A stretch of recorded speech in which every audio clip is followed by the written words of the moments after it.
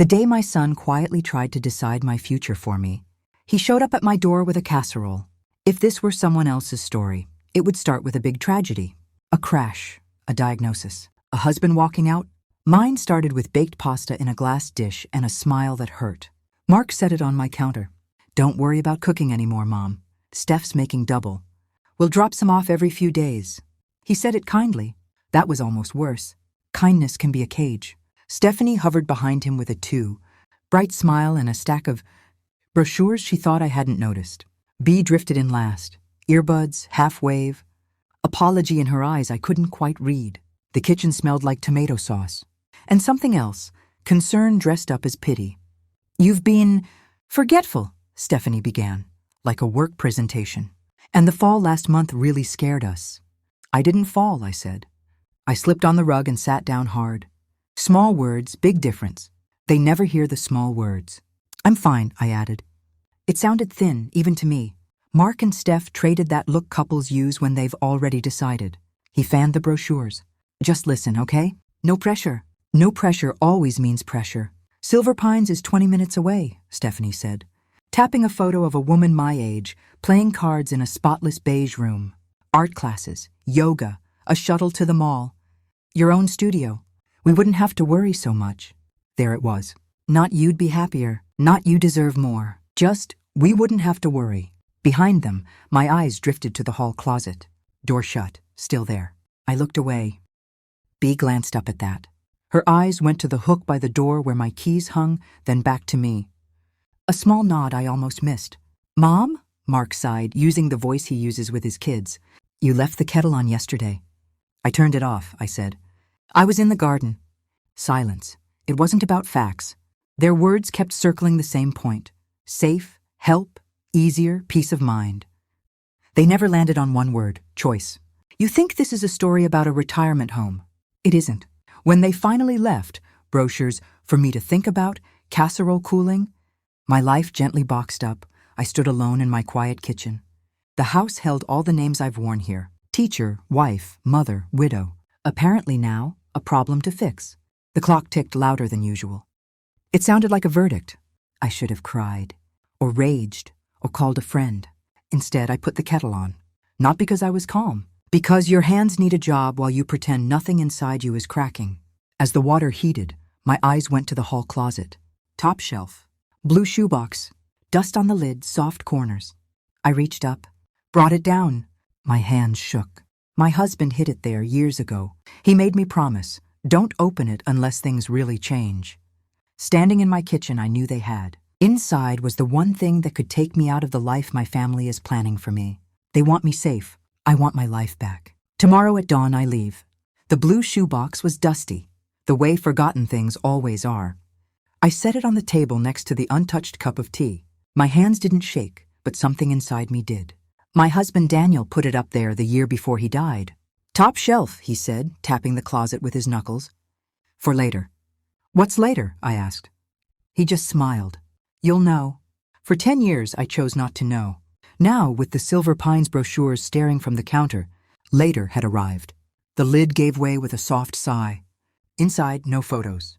No jewelry, no trinkets, just an old leather wallet, an elastic-bound stack of yellowing index cards. A manila envelope. This wasn't a windfall.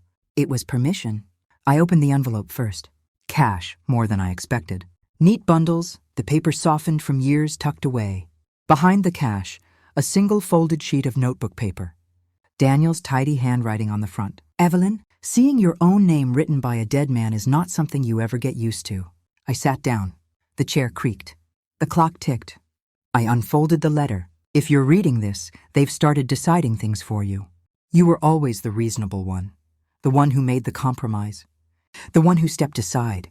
I love that about you. I also worried about it. We said we'd travel when we retired, remember? Mountains, trains, that town by the sea you could never pronounce. Then my heart gave out before the calendar did. This is the money from the cabin I sold, the one you said to keep just in case. I kept it in case you ever forgot you're allowed to want something that's only for you. If our son is anything like me, he'll be practical. He'll say it's safer if you stay. They'll make your world smaller and swear it's care. Please don't let them. When you're ready, Use this the way you would if no one were watching. Go see something new. Or don't.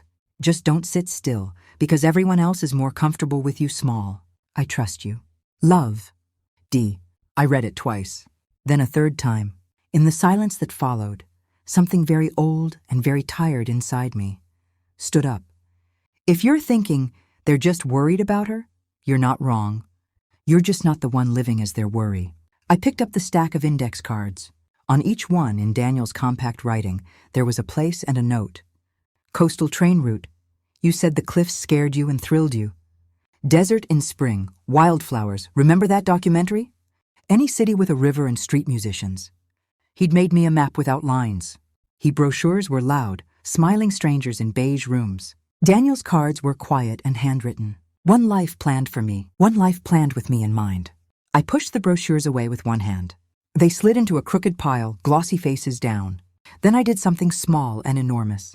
I took my phone, opened the camera, and snapped a picture of the cash, the letter, the cards. A record. Proof this was real. Proof that at least one person in my life had prepared for the day. I would need to choose myself. I didn't march to my son's house and shout. I didn't burn the brochures. I didn't make a speech. I walked to the bedroom, opened the bottom drawer, and pulled out my passport. Still valid. Years left on it. Just like me. I laid Daniel's letter beside it. Old life. New life. Side by side. By the time the tea went cold, I knew one thing, clear enough to scare me. They were making plans for my safety. I was about to make plans for my freedom. And on the table, back in the kitchen, the old leather wallet waited. I still hadn't opened it. The morning I decided not to be reasonable anymore. The brochures were still on the counter. Silver pine smiled up at me in pastel colors. Gardens. Puzzles. A swimming pool no one was actually in. My kettle whistled. My phone vibrated. Life, demanding answers. A message from Mark. Mom, they have an open house on Saturday. We can take you, no pressure. Just to look. Just to look. That's how you walk yourself into a cage. One just to look at a time. I set the phone down without replying. If you've ever been the reasonable one, you know this feeling. The script is already written for you. You say, all right, I'll go. You smile politely. You swallow the ache. They call you cooperative. And tell each other how lucky they are that you're easy. I'd done that for 40 years. This time, my body refused to move toward the yes they were waiting for. Instead, I walked back to the hall closet. I took out an old canvas tote, the one I used to bring to the farmers. Market when Daniel and I still argued over which tomatoes were real tomatoes. I put the passport inside, the letter, the index cards. Then I did something extremely unheroic and entirely revolutionary. I grabbed my reading glasses and turned on the computer. If you're waiting for a dramatic movie scene where I slam my hand on a counter and shout, I'm going to Paris, that's not how this worked. My victory began with squinting at a search bar. Train routes with river and live music, I typed. Hundreds of results. New Orleans kept appearing. Photos of brass bands on street corners. People dancing badly and joyfully. Balconies dripping with plants. A city with a river and too much sound. Exactly the kind of place my well-meaning family would say. I had no business going. I checked my savings account online. The number blinked back at me, steady. Between that and Daniel's envelope, I could manage more than a train ticket. Not a life of luxury, but a life of my own choosing. The moment you realize you can is almost always quieter than you expect. It's not fireworks. It's a cursor blinking next to the words, confirm purchase. I hovered. I thought of Mark's furrowed brow. Stephanie's careful managerial sympathy. Bee's half-hidden eyes. I clicked. Just like that, an overnight train to New Orleans appeared in my inbox. 3 days from now, coach seat. A little reckless. A little cheap. Entirely mine. Someone else might have shouted, or danced, or called a friend. I closed the laptop and stood very still. That's when Bee walked in. Grandma?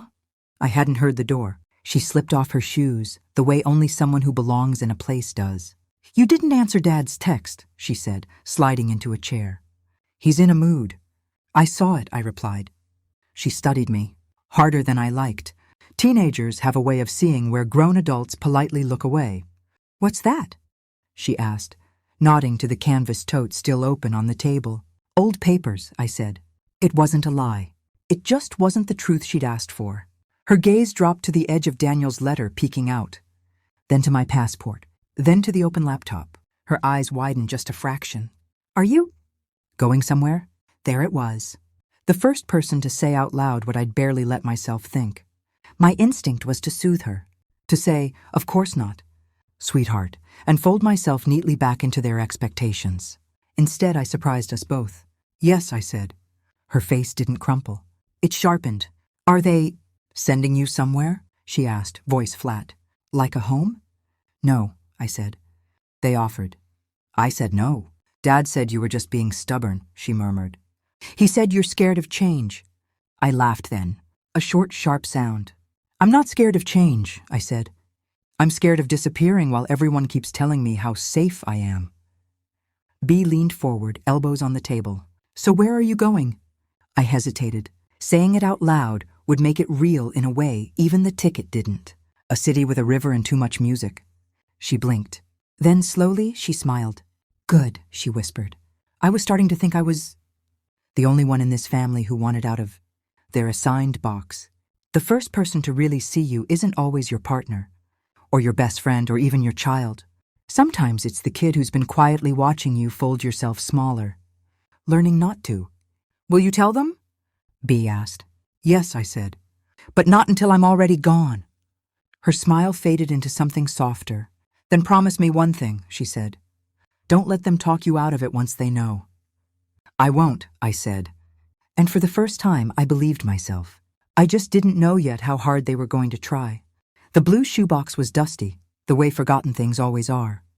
I set it on the table next to the untouched cup of tea. My hands didn't shake, but something inside me did. My husband, Daniel, put it up there the year before he died. "Top shelf," he said, tapping the closet with his knuckles. "For later." "What's later?" I asked. He just smiled. "You'll know." For 10 years I chose not to know. Now, with the Silver Pines brochures staring from the counter, later had arrived. The lid gave way with a soft sigh. Inside, no photos, no jewelry, no trinkets. Just an old leather wallet, an elastic-bound stack of yellowing index cards, a Manila envelope. This wasn't a windfall. It was permission. I opened the envelope first. Cash, more than I expected. Neat bundles, the paper softened from years tucked away. Behind the cash, a single folded sheet of notebook paper, Daniel's tidy handwriting on the front. "Evelyn, seeing your own name written by a dead man is not something you ever get used to." I sat down. The chair creaked. The clock ticked. I unfolded the letter. "If you're reading this, they've started deciding things for you. You were always the reasonable one, the one who made the compromise, the one who stepped aside. I loved that about you. I also worried about it. We said we'd travel when we retired, remember? Mountains, trains, that town by the sea you could never pronounce. Then my heart gave out before the calendar did. This is the money from the cabin I sold, the one you said to. Keep just in case. I kept it in case you ever forgot you're allowed to want. Something that's only for you. If our son is anything like me, he'll be practical. He'll say it's safer if you stay. They'll make your world smaller and swear it's care. Please don't let them. When you're ready, use this the way you would if no one were watching. Go see something new. Or don't. Just don't sit still because everyone else is more comfortable with you small. I trust you. Love, D." I read it twice, then a third time. In the silence that followed, something very old and very tired inside me stood up. If you're thinking, they're just worried about her, you're not wrong. You're just not the one living as their worry. I picked up the stack of index cards. On each one, in Daniel's compact writing, there was a place and a note. Coastal train route. You said the cliffs scared you and thrilled you. Desert in spring, wildflowers, remember that documentary? Any city with a river and street musicians. He'd made me a map without lines. The brochures were loud, smiling strangers in beige rooms. Daniel's cards were quiet and handwritten. One life planned for me, one life planned with me in mind. I pushed the brochures away with one hand. They slid into a crooked pile, glossy faces down. Then I did something small and enormous. I took my phone, opened the camera, and snapped a picture of the cash, the letter, the cards. A record, proof this was real.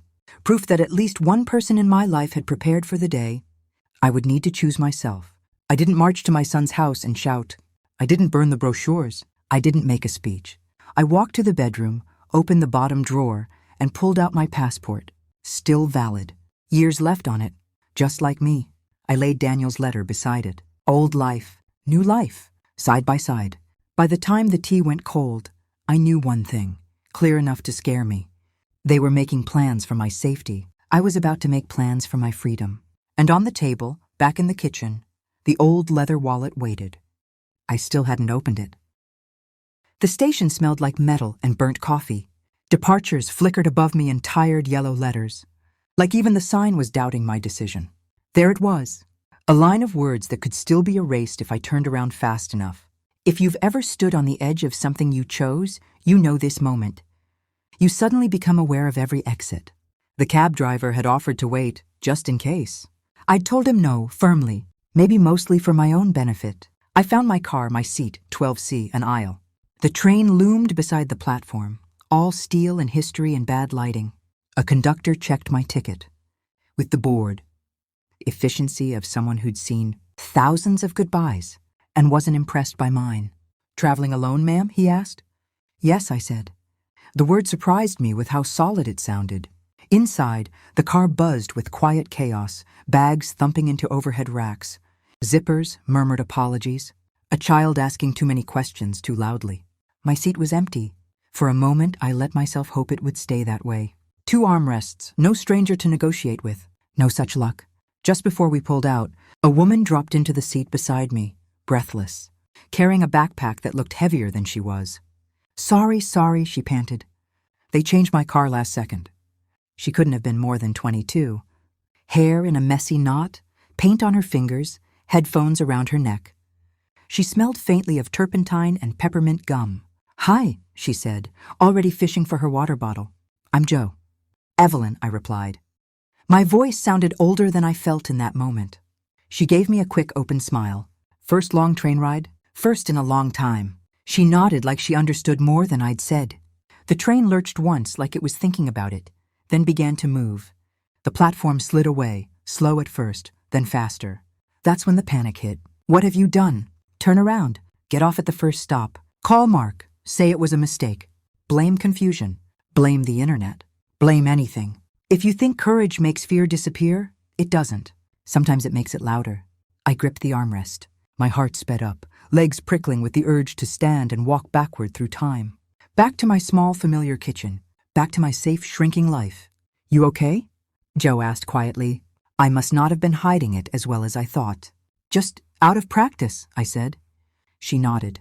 Then, instead of asking questions, she reached up, adjusted the air vent above us, and handed me an unopened bottle of water from her bag. "First half hour's always the worst," she said. "Brain realizes the ground is moving and starts filing complaints." I laughed, a weak little sound. Took a sip. The water was cold, grounding. Sometimes the person who keeps you from bolting isn't the one who loves you most. It's the stranger who doesn't need you to be anything but a human in a seat. We rolled through the outskirts of the city, warehouses, billboards, dark neighborhoods with flickering streetlights. My throat ached with a homesickness that wasn't really about home. It was for the version of me who had never questioned where she belonged. My phone buzzed in my bag, over and over. I didn't look. "Heading home or leaving it?" Joe asked after a while, her eyes on the window. "Leaving it," I said before I could soften it. She glanced at me then, just once, sharp and curious, but didn't pry. "Me too," she said. "Art school. 4 states away. My mom cried like I'd enlisted in the army." "Did you feel guilty?" I asked. "Still do," she said, "but not enough to stay." We fell into a soft silence, the kind that happens when 2 people recognize the same bruise under different skin. The lights dimmed. People settled in. Neck pillows inflated, jackets used as blankets. Outside, the world turned into a long streak of black and occasional gold. About an hour in, the panic eased. It didn't leave. It just moved over, made space for something else. A thin, trembling line of exhilaration. That shaking in your chest when you make a choice for yourself. It isn't always a warning. Sometimes it's your life relearning how to move. The conductor came by again, punching tickets. He glanced at mine, then at my face. "Long way from home?" he asked. "Maybe," I said. "Maybe closer than I've been in years." He grinned at that, tipped his cap, and moved on. Joe fell asleep, head tilted toward the aisle, mouth slightly open.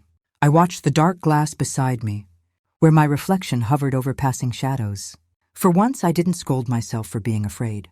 I let it sit, Let it thump in my ribs. Didn't try to shrink it, explain it, or apologize for it. That night, somewhere between one anonymous town and the next, with a stranger breathing softly beside me, and my son's unanswered calls piling up, a quiet thought settled over me like a blanket. I'm already too far to go back the same. The first morning in decades when no one knew where I was, I rolled into New Orleans. We arrived just after sunrise. The sky was a pale, washed-out pink, like the day hadn't quite made up its mind yet. The train hissed and sighed into the station, and all around me people stood, stretched, collected their lives from the overhead bins. "Good luck," Jo said, slinging her backpack over one shoulder. "You too," I replied. We didn't hug. We didn't promise to stay in touch. We just nodded at each other like two people who had survived a small shared storm. Then she vanished into the crowd. I stepped down onto the platform, and the heat met me like a hand to the chest, soft but sure. The air smelled of river and sugar, and last night's bourbon still, clinging to the pavement. If you've ever arrived somewhere that doesn't know your history, you'll understand this. The city looked right through me. Not past me, through me. No one here had decided I was fragile, or finished, or almost ready for a place with activities. Being invisible had hurt at home. Here it felt like a kind of freedom. Taxi lines, voices, suitcases clicking on concrete. I gave an address I'd scribbled from a cheap guest house website, the kind of place you choose when you don't quite believe you're really going to show up. "You here for business or fun?" the driver asked. I almost laughed. "I'm here so they can't put me somewhere with bingo," I said. Before I could filter it, he barked out a laugh. "That kind of business is everyone's business down here." The guest house was small, paint peeling a little, balcony railing crooked. My room had a fan that groaned when it turned and sheets that smelled faintly of bleach and lemon. Clean enough, quiet enough, mine. I dropped my suitcase, washed my face, changed my shirt. I should have slept. Instead, I went out. The streets were not yet crowded. A man hosed down the sidewalk in front of a bar. Last night's sins flowing in gray rivers to the gutter. Somewhere close, oil popped in a fryer. Coffee, powdered sugar, car exhaust, trumpet. The trumpet came from a corner near the river. A man in a faded blue shirt and a hat that had seen too much rain stood leaning against a lamppost, horn to his lips. The case at his feet was open, scattered with small bills and coins. I meant to walk past. I stopped instead. The song, whatever it was, crawled into my ribs and sat down. Slow, aching, threaded with something like defiance. The sound wrapped itself around the story I hadn't told anyone yet. The casseroles, the brochures, the printed ticket in my bag. My eyes filled before I could stop them, a stupid sudden rush. I turned my face away, embarrassed by my own softness. The music didn't pause to comfort me. It just kept going. When he finally let the last note hang and fade, he lowered the horn and looked at me. Not at my age, not at my clothes, at me. "First time in town?" he asked. "Yes," I said. My voice came out rough. "People come here to forget," he said, nodding toward the river. "Or to remember. Never met anyone who could do both." He wasn't asking me which one I was. That might have been the kindest thing anyone had done in years. Sometimes a stranger's song will pull feelings out of you you've been too polite to have. I dropped a bill into his case and walked until I found a small courtyard cafe. Iron chairs, cracked tiles, a fountain trickling in the middle. I chose a table in the shade and sat, hands still buzzing from the music. Only then did I check my phone. 10 missed calls from Mark, 3 from Stephanie, 1 message from B. I opened hers first. Her voice message played. "Grandma, they found your note. Dad's not okay. He keeps saying you're confused, that you're not thinking straight. Mom's talking about going to get you. They're saying you're vulnerable. I don't know what to believe. Are you safe? Are you alone? Please tell me where you are. I want to be on your side, but I'm scared. I love you." Her voice cracked on the last word. Guilt rose in my throat hot and thick. In my mind, I saw my small kitchen, the note under the magnet, my son reading it with that same hurt little boy look he'd had when his favorite toy broke. This is the moment, I thought. This is where I say, "I'll come home." This is where I apologize for daring to step outside the drawing they made of me. My thumb hovered over the callback button. "Excuse me," a voice said. "Is this seat free, or are you saving it for regret?" I looked up. She was about my age, maybe a few years older. Short silver hair cut close to her head, linen shirt sleeves rolled. eyes sharp like she'd lost the habit of looking down. She held a coffee in one hand, a guidebook in the other. "It's free," I said. She sat without asking twice. "Good. There's always one empty chair in these places occupied by someone second-guessing. Shame to waste a perfectly good view on that." I laughed, startled. "I'm Mara," she said. "Traveling alone." "On purpose. You?" "Evelyn." "And?" She nodded at my phone. "Traveling alone by accident?" I hesitated. Then, to my own surprise, I heard myself say, "I think I just ran away from my own life." She studied me for a long beat. No pity, no shock, just recognition. "Congratulations," she said. "Most people only ever fantasize about it. The first person who shows you what you could be often looks nothing like the savior you imagined." I glanced down at my phone again. B's message sat there like a small, glowing egg. "Your people worried?" Mara asked lightly. "Yes," I said. "They'd like to put me somewhere safe." "Ah," she sipped her coffee. "I escaped that prison 2 years ago. Worst part is they decorate the bars with concern." I met her eyes. "What did you do?" "Bought a ticket," she said simply. Then another. Then stopped apologizing for liking the feeling of leaving. The courtyard murmured around us, spoons on saucers. Footsteps on tile, distant horns from the river. I opened a new message to B. "I am safe. I am not alone. I promise. I need to do this, sweetheart. You don't have to explain me to anyone.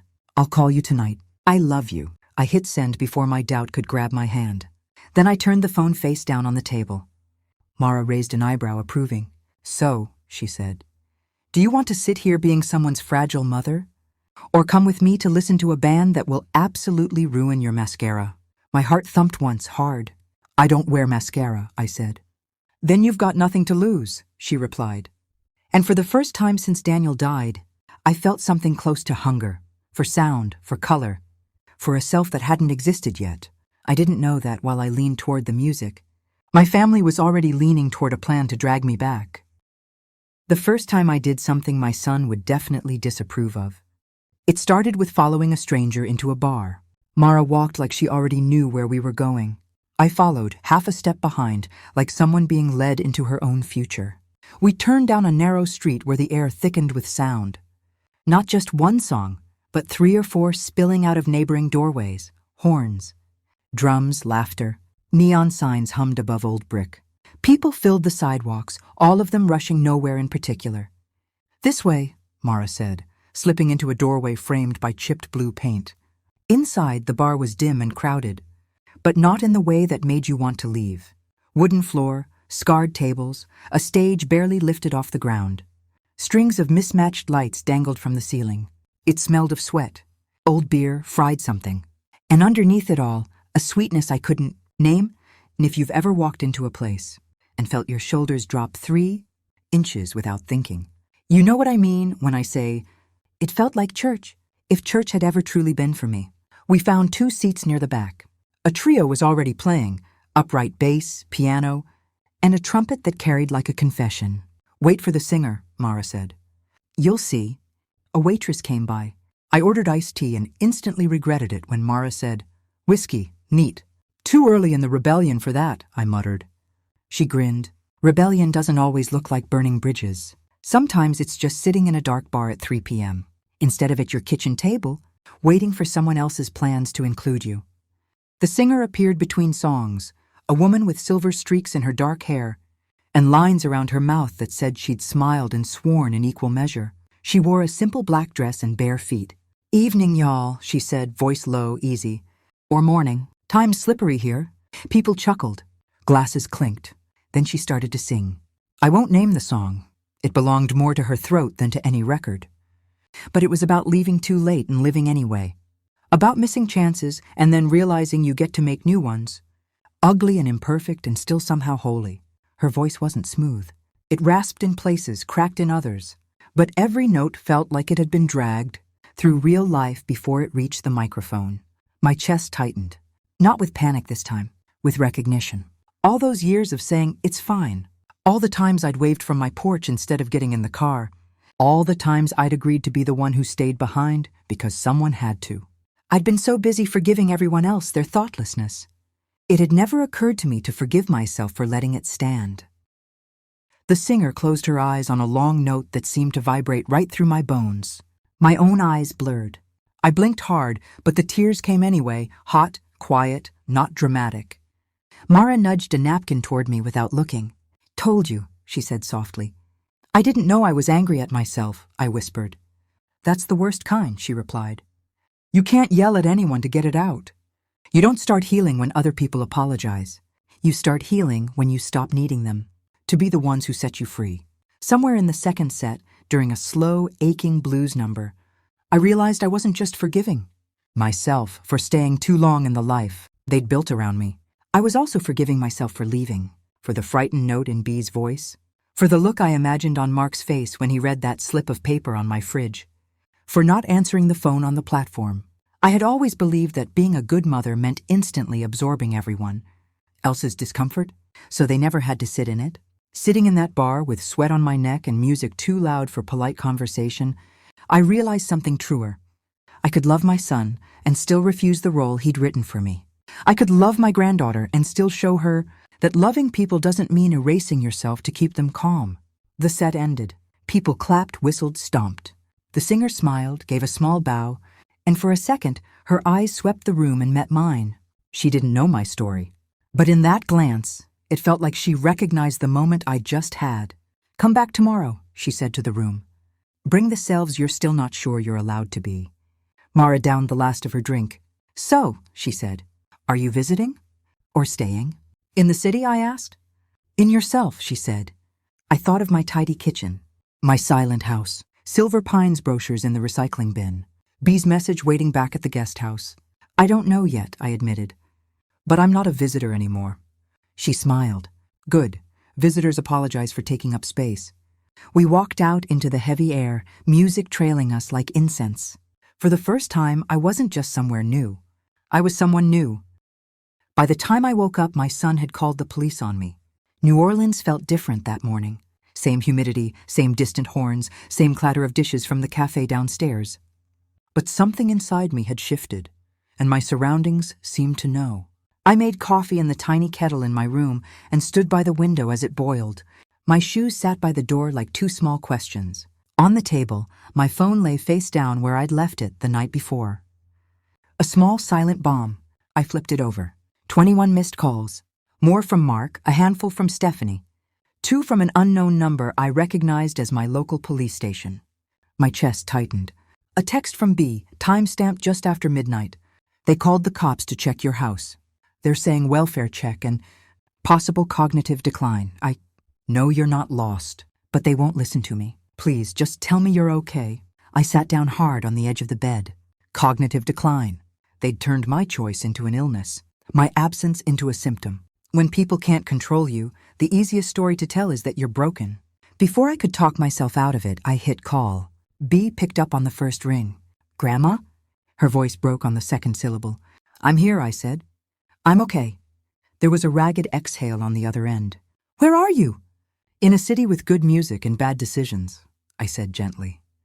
"I'm safe, I promise." "They think you wandered off," she said. "Dad keeps saying she's not thinking clearly. She'd never do something like this." "B," I said. "I did this on purpose." Silence, then a soft, almost disbelieving laugh. "I knew it," she whispered. "I knew this felt too sharp to be an accident." "I left a note," I said. He read it. "He keeps saying it doesn't make sense, that you must be confused." I swallowed. "You don't believe that, do you?" "No," she said. "I think you finally got tired of everyone else writing your schedule." Tears pricked my eyes. Not from hurt, this time from being understood. "I'll call your father," I said. "You don't have to be in the middle of this." "I want to be in the middle," she said fiercely. "But I know you'll handle it. Just don't let them drag you home like you're lost, okay?" "I won't," I said. When we hung up, my hand shook. Not from fear, from the weight of what I was about to choose. I didn't have to wait long. Mark called less than a minute later. I stared at the screen as it lit up with his name. This time I answered. "Mom! Mom!" He sounded out of breath, like he'd been running in circles. "I'm here," I said. "Where are you?" "The police said the house was empty. Your car is there." "Your phone was off. What were you thinking?" "You can't just disappear." "I didn't disappear," I said quietly. I left. For where? For me, I said. I left for me. He exhaled sharply, frustration bleeding through the line. This isn't funny, he said. You're scaring everyone. Steph is in tears. B is fine, I cut in. We just spoke. You could get hurt. You could get robbed. You don't know these places. This isn't like you, Mom. It's not rational. There it was. Not we miss you. Not we're proud of you. Just a tidy box labeled irrational to put me in. The hardest part isn't leaving home. It's not sprinting back the moment someone calls you unreasonable. I'm in New Orleans, I said. In a guest house. I have money. I have my medication. I'm not lost. I'm not confused. I'm traveling. For how long? I don't know yet. He went quiet.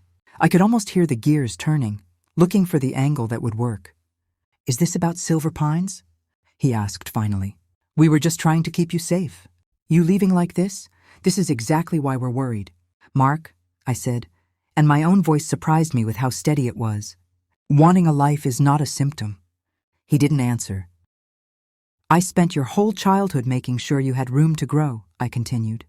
Somewhere along the line you decided I'd stop needing that for myself. That's not fair, he said, but there was less certainty in it now. Maybe not, I agreed. But it's true. So what, you're just gone? No, I said. I'm here. I will be here. If you want to talk to me as a person making a choice, not as a problem to be solved. He was breathing hard now. I don't know how to do that, he admitted. The honesty in it cracked something open in me. I know, I said. You can learn. But I won't come home just so you don't have to. We stayed on the line a moment longer, each of us on opposite banks of a river we hadn't needed to cross until now. Call me, he said finally. Just call me sometimes. I will, I said. When I want to talk. Not when you're afraid. I hung up before I could soften it. Mara appeared in the doorway, 2 coffees in hand. She must have seen my face. War? She asked, setting 1 cup down in front of me. Negotiations, I said. My throat felt raw. And? They're scared, I said. They think I've lost my mind. She tilted her head. Have you? I've lost my patience, I said. Does that count? Mara chuckled, then leaned in, her voice dropping. Listen carefully, she said. If you go back now to soothe their panic, this will become a story they tell about your little phase. A blip. A scare. They'll tuck it away as proof that you need managing. I stared at her. The words sank in, heavy and true. Is that what you want? She asked. To spend the rest of your years proving to them you're safe. Or to yourself that you're alive. I reached into my bag and pulled out Daniel's index cards. Ran my thumb along the edges. One slipped free and fell face up on the table. Desert, wide sky. Somewhere you can hear your own thoughts.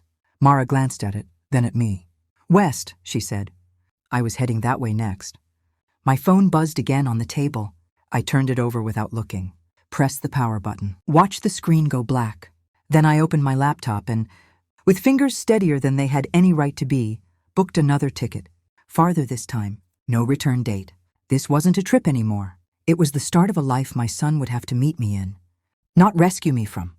We went west by bus because neither of us trusted domestic airlines not to lose our bags. Or our nerve. The landscape changed slowly. Like someone pulling color out of a photograph, 1 shade at a time. Trees thinned. Greens dulled. The sky grew larger, taking up more of the window with every mile.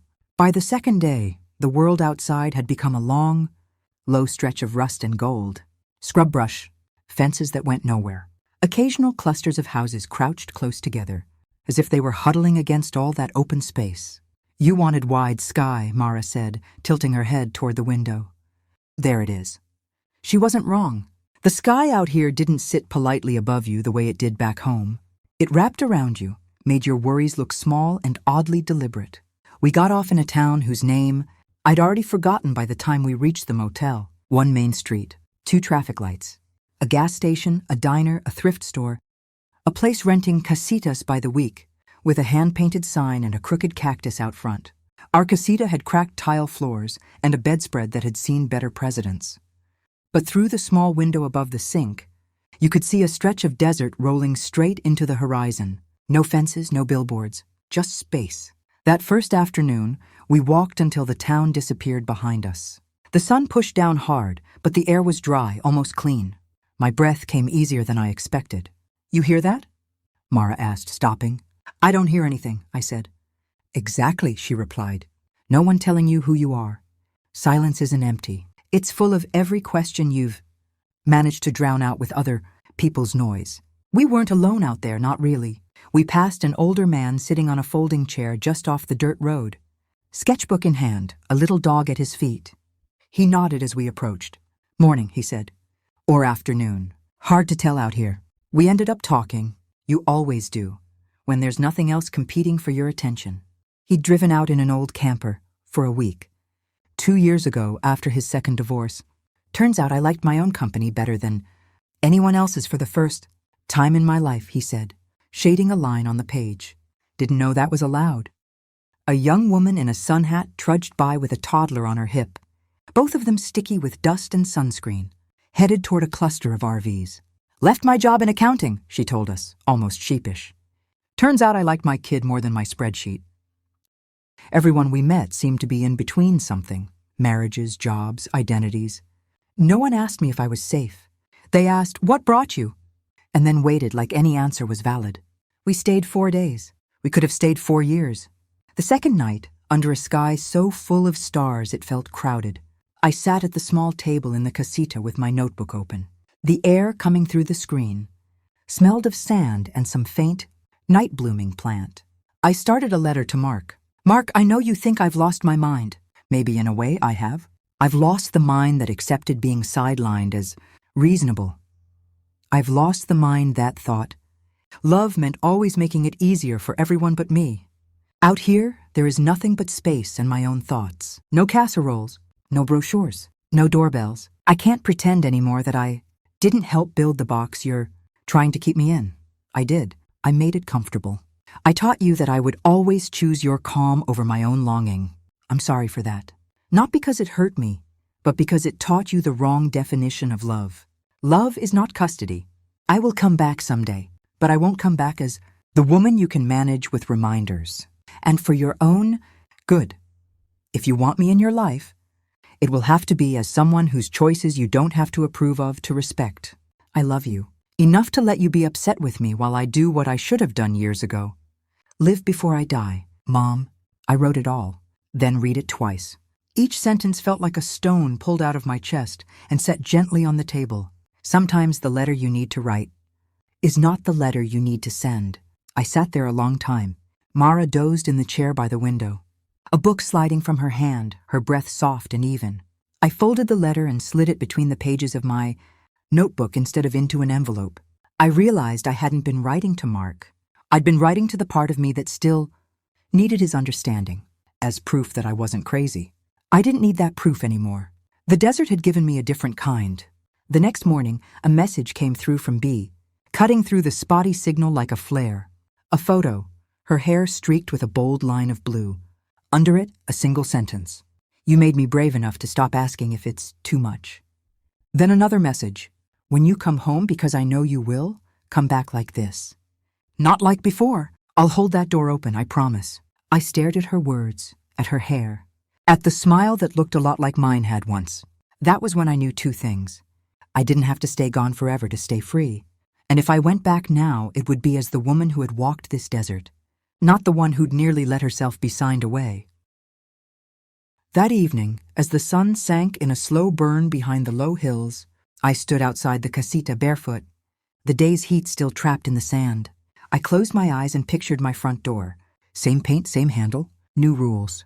I would go back, not because they were scared, because I had finally met the version of myself I wanted them to know. Behind me, Mara's voice floated through the screen. Decided? She asked. Yes, I said. I'm going home, but I'm not returning. There's a difference. In the end, nothing huge and dramatic changed. The brochures were still glossy. Silver Pines was still open. My son was still worried. My house was still the same quiet box of memories it had always been. What changed was this. I stopped treating my own life like a waiting room. I used to think safety meant staying where other people could see me, where they could keep an eye on me, where nothing surprising ever happened. Now I know a different kind of safety. The safety of knowing I can buy a ticket if I need to. The safety of knowing my legs still remember how to leave. The safety of trusting myself more than I trust their fear. Maybe your silver pines is something else. A job everyone says you'd be crazy to quit. A relationship you're lucky to have, even if it's choking you. A version of yourself you outgrew years ago but kept wearing because it made other people comfortable. You might not run away to New Orleans or walk into the desert. You might just say no and stay put, and let that no be the beginning of a different life. The point isn't how far you go. The point is this: you are not proof of anyone else's good planning. You are not a project. You are not a problem to be solved with casseroles and careful brochures. You are a person. You get to want more. You get to change your mind. You get to come home different and refuse to shrink back to fit the old outline. In my case, I will walk back through my own front door. I'll hang up my coat, water the plants, put the kettle on. But this time, when someone lays a brochure on my table and says, "We're just worried about you," I'll smile, pick up my own keys, and remember, they're allowed to be afraid. I'm allowed to live anyway. If this story felt close to your own, tell me in the comments what your silver pines is. Share this video with someone who needs a little permission to choose themselves, and subscribe to the channel for more stories like this.